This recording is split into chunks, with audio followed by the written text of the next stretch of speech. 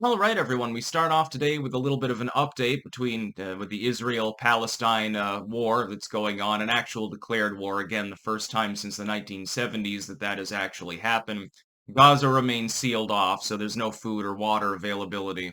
Nothing's coming in or out other than bombs at the moment, rockets and missiles and so forth. The IDF continues to strike the area.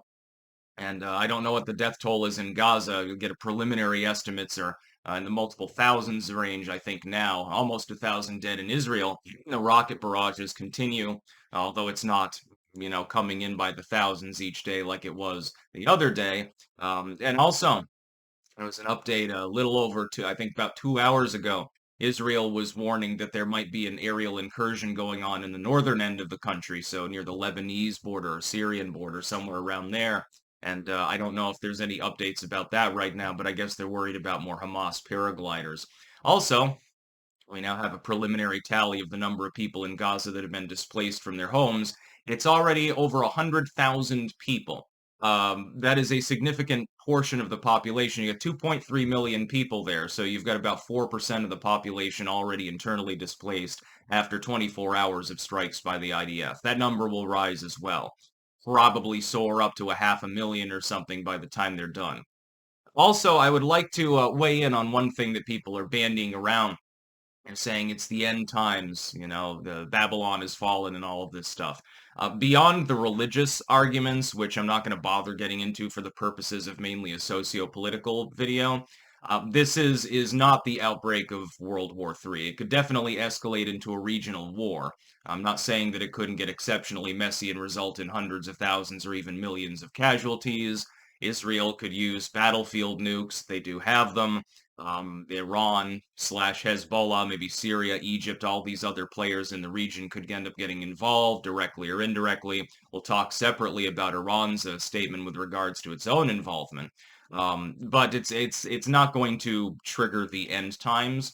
What's most likely to happen is that Israel will continue to pound Gaza until at some point Western audiences, having seen what they will eventually gauge as a lopsided reaction, say, okay, enough is enough, and there will be some sort of tentative ceasefire.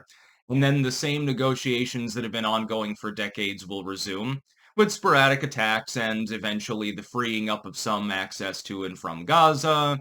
And there will be a bunch of dead kids, and there will be pictures of it all over media, some of which will actually be real and attributed properly and won't be from the last war or any of the other last wars, I should say, or AI manipulated. So, I mean, we're getting a bombardment of that as well. The propaganda on all sides is exceptional right now. It's even greater than what we've seen so far in Ukraine. Speaking of which, you also have claims right now. You have a dual claim. Ukrainian weapons are being found by the IDF in possession of Hamas. Western media primarily is blaming Russia and saying that they're trying to false flag by taking weapons from dead Ukrainian soldiers, shipping them down to Hamas in order to make it look like there's arms trafficking going on from Ukraine. Eastern sources are saying that it's arms trafficking from Ukraine. I'm inclined to believe because, again, people have this weird way of thinking where they think everything is a dichotomy, even though that's not even a real dichotomy. It still involves weapons trafficking that is happening. It's just a matter of who done it. I think both is happening. I think that there's a beefy black market for weapons and slaves and other things in Ukraine, and at the same time, there's no reason why the Russians would bother keeping weapons when they don't need them. They would rather disperse them to allied groups, and so they're being funneled probably through Iran slash Hezbollah, and some of them are being used by Hamas. I think that Russia and Ukraine both have such markets going on.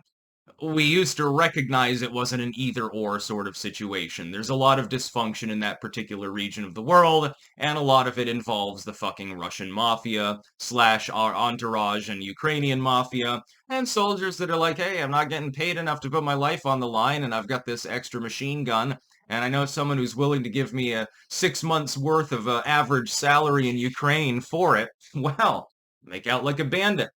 Where there's a motive, there's a reason. We've also got a pair of other updates. At this moment, a rough preliminary estimate puts the number of people displaced in Gaza at 100,000. It's probably a few tens of thousands higher since we got that update a few hours ago. It's likely to rise from there. The problem is, if you double that, you get about 10% of the population of Gaza, and a significant proportion of the Gazan population is under 18. In fact, I believe the estimate is roughly 40% of the population is not adult. It's an extremely dense population, a lot of, I suppose, a lot of fucking going on. Maybe not when the bombs are dropping, but a large number of kids there. So unfortunately, you're in a position where the IDF has to respond, obviously, to what happened. But anytime that they do an airstrike, half the people that die are kids. They can target Hamas structures all they want.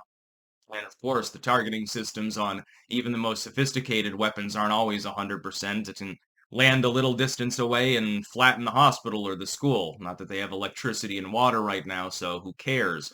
You're going to end up with more civilians dead than Hamas members dead, even if you assume that the IDF at this point isn't enraged and actually still cares about the mission parameters.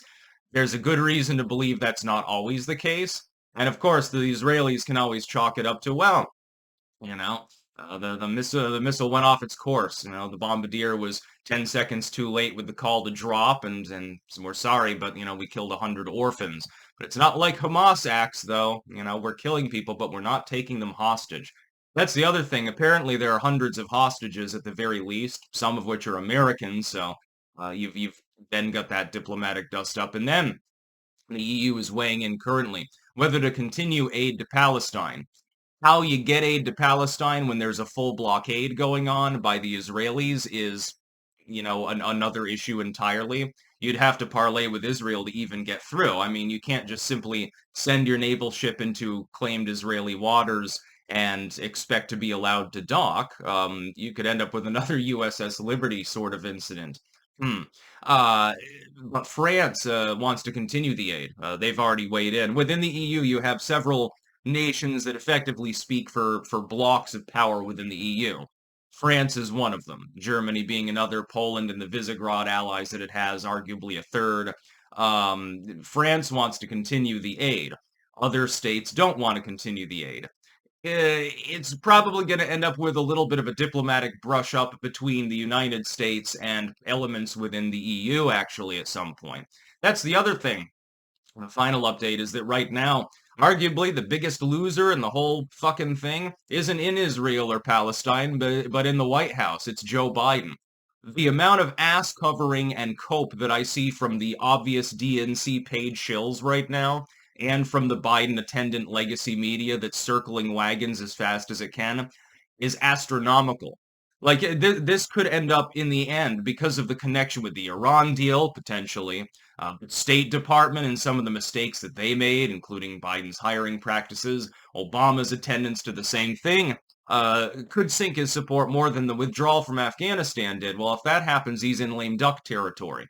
I don't know, but I don't know how much it's going to decline, but I can guarantee you that Biden's approval is going to take a massive hit in the next couple of weeks of polling. Not a war update, but I guess he's a casualty of a war that he's not even directly party to.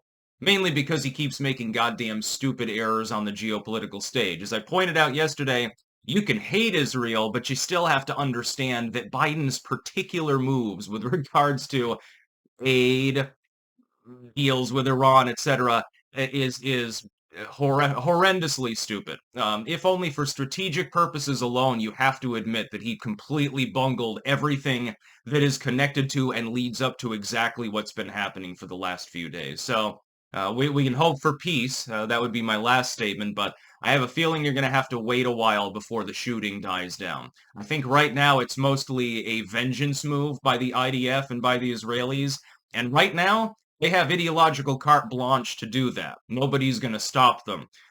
So you can expect the bombing to continue for the foreseeable future, unfortunately. That's about all. Peace out.